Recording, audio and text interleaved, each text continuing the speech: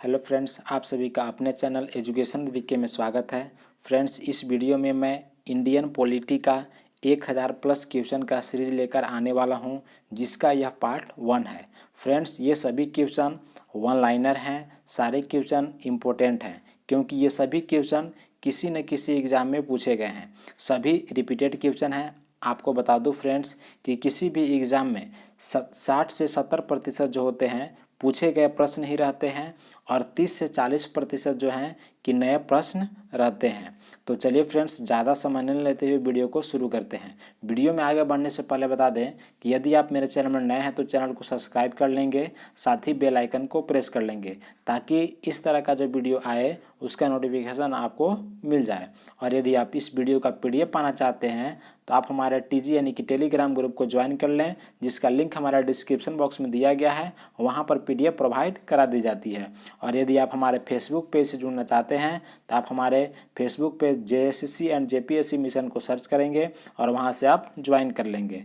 और यदि आपको किसी प्रकार का कोई डाउट हो तो आप हमें मैसेज कर सकते हैं। दिए हुए व्हाट्सएप नंबर पे आप हमें मैसेज कर सकते हैं। उम्मीद करता हूं फ्रेंड्स यह वीडियो आप लोगों को पसंद आएगी, तो वीडियो को लाइक कीजिएगा, अपने दोस्तों में शेयर कीजिएगा। चलिए फ्रेंड्स, वीडियो शुरू करते हैं। तो ये रहा आज का फर्स्ट क्वेश्चन और ये सीरीज जो मैं लेकर आने वाला हूँ फ्रेंड्स, आप रेगुलर बने रहिएगा। यहाँ से प्रश्न जो हैं कि आपको बहुत ही कि फ़ायदेमंद हो सकते हैं। जितना भी क्वेश्चन रहेंगे सभी अच्छे लेवल के हैं फ्रेंड्स। आप किसी भी कॉम्पिटिटिव एग्जाम की तैयारी कर रहे हैं तो ये वीडियो काफ़ी फ़ायदेमंद हो सकता है। तो चलिए यहाँ पे देख सकते हैं कि जो फर्स्ट क्वेश्चन है वह अनुसूचित क्षेत्र को बदलने के लिए कौन संवैधानिक रूप से सशक्त है। तो यह जो देख रहे हैं यहाँ पे बता दें कि यह जो SSC CPO 2017 जो हुआ था उसमें यह क्वेश्चन पूछा गया था। ठीक है, यहाँ पे जो कौन होता है सशक्त, तो भारत का जो राष्ट्रपति है, यानी भारत का राष्ट्रपति जो है कि अनुसूचित क्षेत्र को बदलने के लिए संवैधानिक रूप से सशक्त होता है। ठीक है, चलिए नेक्स्ट क्वेश्चन है कि पंचायती राज व्यवस्था के त्रिस्तरीय संरचना में सबसे ऊंचा स्थान पर किसे रखा गया है। तो पंचायती राज व्यवस्था जो होता है उसमें त्रिस्तरीय संरचना में जो सबसे ऊंचा स्थान जो है वह जिला परिषद का है। और यहाँ पे आप देख सकते हैं कि यह जो क्वेश्चन है वह JSSC यानी कि जो झारखंड स्टाफ सिलेक्शन कमीशन जो होता है JSSC का जो होता है, उसमें JSSC 2016 का जो एग्जाम हुआ था उसमें यह क्वेश्चन पूछा गया था। तो कौन सा क्वेश्चन, तो पंचायती राज व्यवस्था के त्रिस्तरीय संरचना में ऊंचा स्थान पर किसे रखा गया है। तो किसे रखा गया है, तो जिला परिषद। यहाँ पे बता दें फ्रेंड्स कि जो संविधान का जो 73वां संविधान संशोधन अधिनियम जो हुआ था, यानी कब हुआ था, तो 1993 में। ठीक है, उस समय के प्रावधान के अनुसार क्या होता है कि भारत में पंचायती राज के त्रिस्तरीय ढांचे का निर्माण किया गया है। कब किया गया था, तो 73वें संविधान संशोधन जब 1993 में हुआ था उसमें। ठीक है, चलिए नेक्स्ट क्वेश्चन देखते हैं।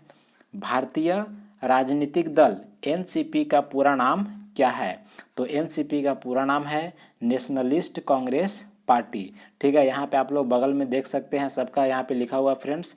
ठीक है, कब पूछा गया यह क्वेश्चन, किस एग्जाम में पूछा गया है, यहाँ पे मैंने राइट कर दिया, आप यहाँ से देख सकते हैं। तो यहाँ पे NCP का जो पूरा नाम है वह नेशनलिस्ट कांग्रेस पार्टी। और इस पार्टी की जो स्थापना किया गया था वह 1999 में। कब किया गया था, 1999 में किया गया था। और किसने किया था, तो शरद पवार, यानी शरद पवार के द्वारा जो है NCP की स्थापना जो है कि 1999 ईस्वी में किया गया था। ठीक है, चलिए नेक्स्ट क्वेश्चन हम यहाँ पे देखते हैं कि भारतीय संविधान की 8वीं अनुसूची में शामिल कौन सी भाषा सीनो तिब्बतियन भाषा समूह से संबंधित है। तो कौन सी भाषा, बोडो। ठीक है ना, बोडो। यहाँ पे बता दें कि यह जो भाषा जो है कि 8वीं अनुसूची में जब 92 नंबर का जो अमेंडमेंट हुआ था, जो संशोधन हुआ था, तो उसमें जो है कि इसे जोड़ा गया था। ठीक है ना, यानी कि उस समय जो है कि 4 भाषा को जोड़ा गया था। और ये 4 भाषा कौन है, तो यहाँ पे याद रखने के लिए ट्रिक बता देते हैं, BDMS। ठीक है ना, BDMS याद रखिएगा, बोडो, डोंगरी, मैथिली, संथाली। ठीक है, यानी कि जो यह जो चारों भाषा जो है कि एक साथ जो है कि इसे जोड़ा गया था। ठीक है ना, कब, तो जब 92 नंबर का जो अमेंडमेंट हुआ था उसमें। ठीक है, तो इसका राइट आंसर क्या होगा, बोडो। चलिए नेक्स्ट क्वेश्चन देखते हैं, जर्मनी में नाजीवाद की वकालत किसने की थी? तो एडोल्फ हिटलर। किसने? तो एडोल्फ हिटलर। चलिए नेक्स्ट क्वेश्चन है कि किस प्रकार की सरकार नई निःशुल्क एवं निष्पक्ष यहाँ पे देखिए निष्पक्ष द्वारा चुनी जाती है, ठीक है, और जहाँ वर्तमान सरकार को अपना शासन खोने की प्रबल संभावना रहती है। तो किस प्रकार के सरकार में? तो लोकतांत्रिक सरकार में, ठीक है ना। इसका राइट आंसर क्या होगा? तो लोकतांत्रिक सरकार, लोकतांत्रिक, ठीक है। चलिए नेक्स्ट क्वेश्चन, ऊपरी सदन जिसे राज्यसभा कहा जाता है की अध्यक्षता किसके द्वारा निभाया जाता है? यानी जो ऊपरी सदन जो होता है जिसे राज्यसभा कहते हैं, इसकी अध्यक्षता जो है कि वह उपराष्ट्रपति, जो भारत के जो उपराष्ट्रपति होते हैं उनके द्वारा निभाया जाता है, ठीक है ना।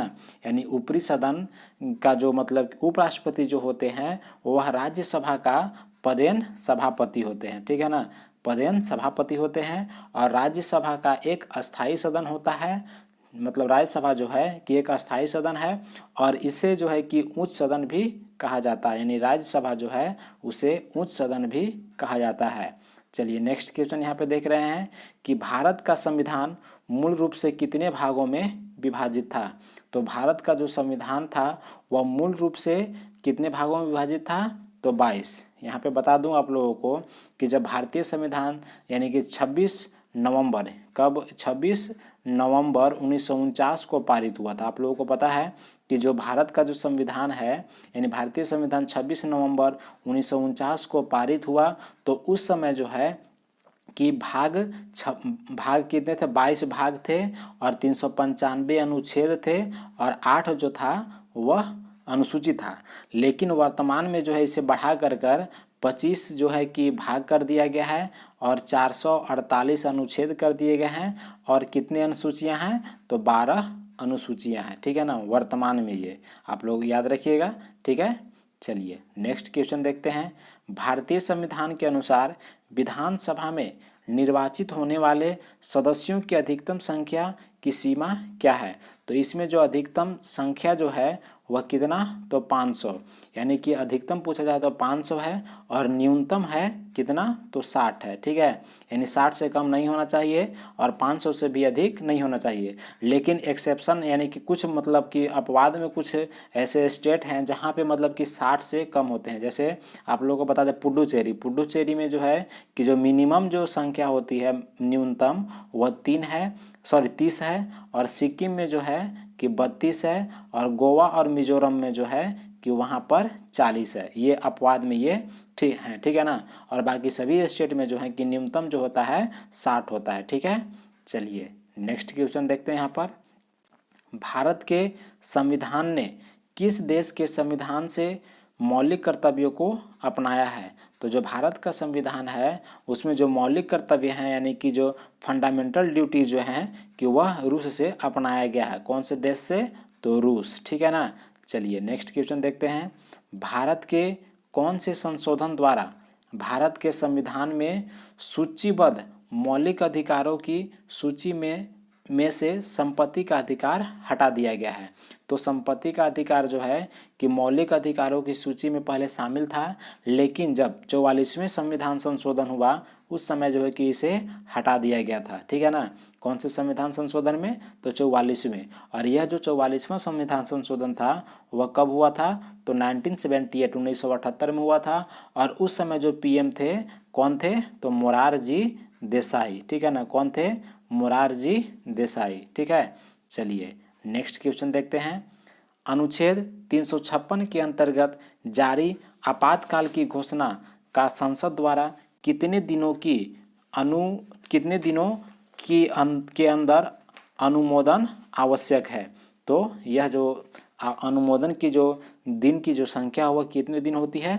तो 1 महीना, ठीक है ना, 1 महीना, ठीक है। और यहाँ पे आपातकाल की बात आई तो आप लोगों को बता देते हैं कि यहाँ पे जो भारत में जो भारतीय संविधान है उसमें 3 तरह के आपातकाल होते हैं। कितने प्रकार के?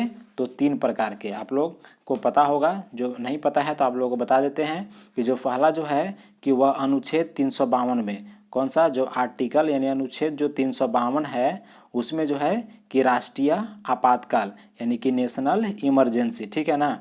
और जो अनुच्छेद जो 356 जो है उसमें यहाँ पे आप देख रहे हैं जो 356 जो अनुच्छेद है इसमें जो है कि राष्ट्रपति शासन यानी कि जो प्रेसिडेंट रूल होते हैं, ठीक है।